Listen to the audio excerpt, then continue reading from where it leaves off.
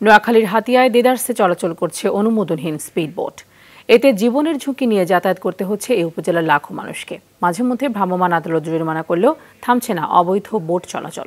নোয়াখালী হাতিয়া থেকে ইসমাইল হোসেন কিরণের পাঠানো প্রতিবেদন জানাচ্ছেন রেজওয়ান শরীফ। বছর শেষের খুশি নগদে হবে বেশি। নগদ পেমেন্টে নির্দিষ্ট ক্যাটাগরির কেনাকাটায় ৩০০ টাকা পর্যন্ত ক্যাশব্যাক।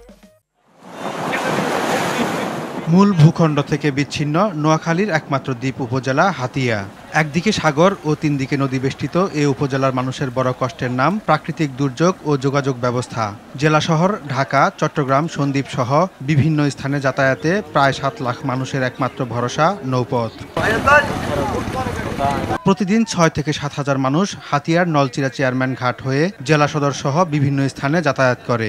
একটি মাত্র সরকারি সি ট্রাক বিপুল মানুষের যাতায়াতের জন্য পর্যাপ্ত নয়। ফলে অনেকেই বাড়তি খরচ ও ঝুঁকি নিয়ে স্পিডবোটে চলাচল করছে।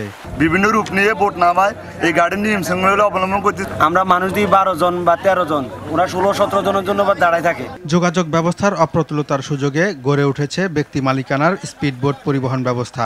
গেল আগস্টের পর ঘাটের ইজারাদার আত্মগোপনে যাওয়ায় বোটগুলো অনিয়ন্ত্রিতভাবে চলাচল করছে।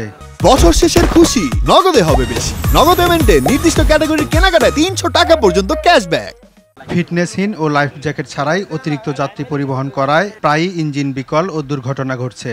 তারা অতিরিক্ত যাত্রী নেয়, তার কারণে দীর্ঘদিন পর্যন্ত সরকার পতনের পর থেকে এই নদী পথে যে অ্যাক্সিডেন্টগুলো হইতেছে। আমাদের যাতায়াতের দ্বিতীয় ব্যবস্থা নদী পারাপার স্পিডবোটগুলো গুণগত মানে আরো উন্নত করা হোক। আমাদের এখানে ভাড়া একটু কমের কারণে ড্রাইভাররা তাদের পোষানোর জন্য ২-১ জন যাত্রী বেশি নেয়। নৌ পরিবহন কর্তৃপক্ষ অবৈধ বোট চলাচল বন্ধে চিঠি দিলেও কাজে আসেনি। উপজেলা প্রশাসন মাঝে মধ্যে আর্থিক জরিমানা করেই দায় সারছে।